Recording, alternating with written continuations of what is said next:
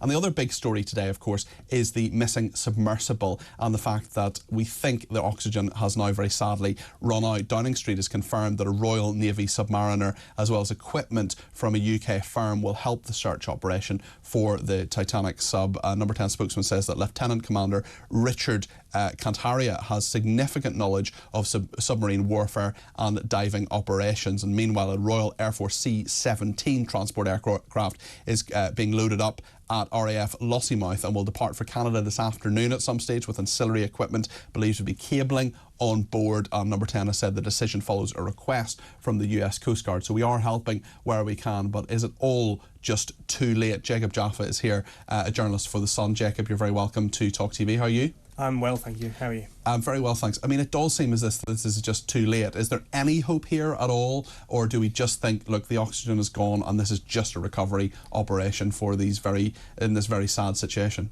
Well, there's been a bit of conflict between the experts on that. So some sources have told The Sun's defence editor, Jerome Starkey, that it's now a recovery operation, but the US Coast Guard recently came out a few hours ago and said it's still search and rescue. There's debate over if the window of oxygen can be extended. The founder of OceanGate, the company that's taken the submersible down there, recently said that if the crew and the passengers in there have effectively laid down for most of the time, they've tried to stay as calm as possible, they haven't used up a lot of oxygen, then there could be more air than we think.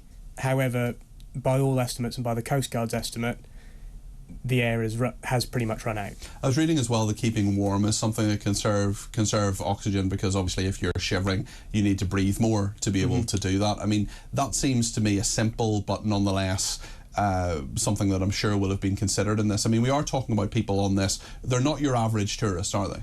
No, they're quite experienced explorers, most of them. Hamish Harding, who's the British passenger on there, he has 3 Guinness World Records, most of them, all of them in fact, to do with exploring, and 2 of them to do with deep sea exploring. Then, you have Shahzad Darwood, who is a patron of the Explorers Club, who are now helping with the rescue effort. And so we do have some quite experienced explorers down there. And they'll know the risks, presumably, Jacob. They will have gone into this with their eyes wide open. Yes, that's probably the case. They, by all accounts and by social media posts, they seemed to have been quite excited about it. But I'm sure the risks were in their mind, and we have had people come out since, friends of Hamish Harwood and people who have been on this sort of submersible before, saying that there were safety risks which were quite apparent. So safety risks that were apparent even with on this specific vessel, rather than just this attempt to go down and see the Titanic anyway. Were there problems with the company OceanGate itself? Were there worries around that? So it's difficult to make any claims in that particular direction, but there have been questions over the safety of the submersible about, was it strong enough? Is carbon fibre a strong enough material to withstand that pressure?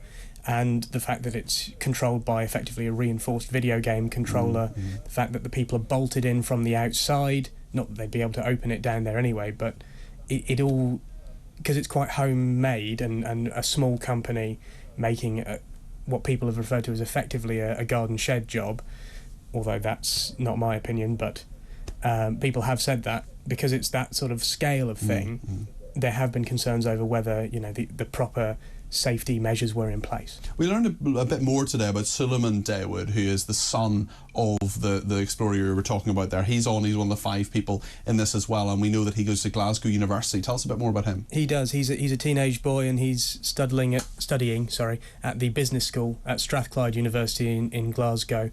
Not a huge amount is known about his life, obviously.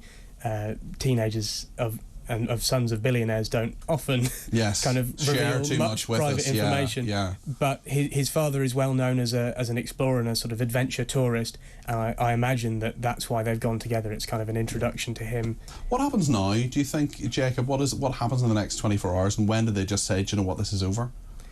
So I think if we don't want them to say that, obviously, but at some stage that's got to be what they say. Yeah, I think at this point we're already kind of on the edge of what we can expect. If there hasn't been a hull failure, which means this whole thing would have been over in seconds, fractions of a second even.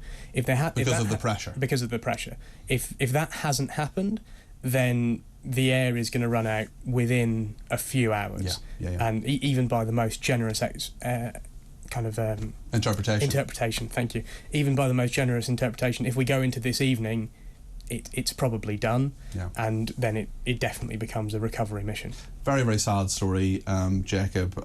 I just wonder, well, I mean, I'm sure there will be a recovery operation, but getting it back could be incredibly difficult, especially if that hull failure has happened and it effectively doesn't exist anymore. It's just fibre. Yeah, that's certainly the case. Which is a horrendous thought. Absolutely. If that hull failure has occurred, there won't be much left. It will have effectively been crushed by the weight of the sea. Grim, my goodness. Incredible risks to take, but a very, very sad story. Jacob, thanks for bringing us up to date on that. That's Jacob Jaffa, who's a journalist from The Sun.